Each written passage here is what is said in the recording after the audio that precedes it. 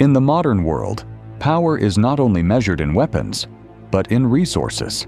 And above all, one resource has shaped the fate of nations more than any other: oil. It fuels economies, powers militaries, and silently dictates global influence. But behind its everyday use lies a hidden reality, a world where control over oil is not just economic, but strategic, where nations don't just trade it, they fight for it.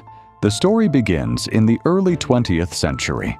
As industrialization accelerated, oil replaced coal as the lifeblood of modern power. Armies became faster, machines became stronger, and nations realized something critical.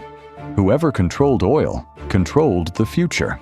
Soon, alliances were built not on ideology, but on access. Pipelines became lifelines, shipping routes became strategic corridors, and entire regions gained importance overnight.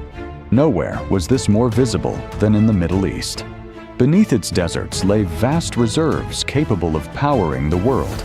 Global powers turned their attention there, not openly, but persistently.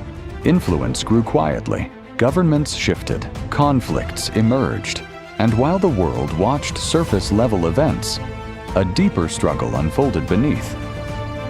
Then came the turning point. The oil crises of the 1970s.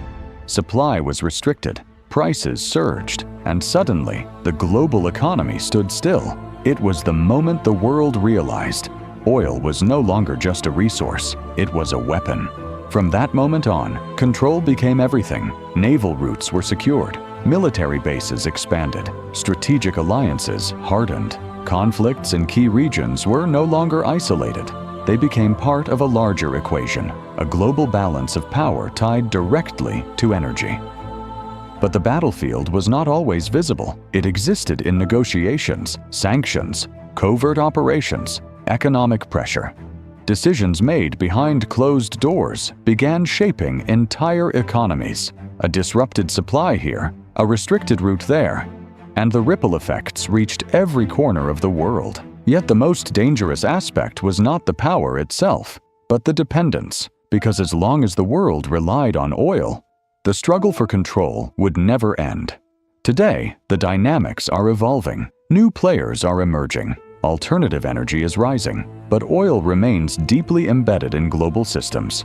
And the question is no longer just who controls it, but how long its influence will last. Because history has already shown, the greatest conflicts are not always fought with weapons. Sometimes, they are fought over what powers them.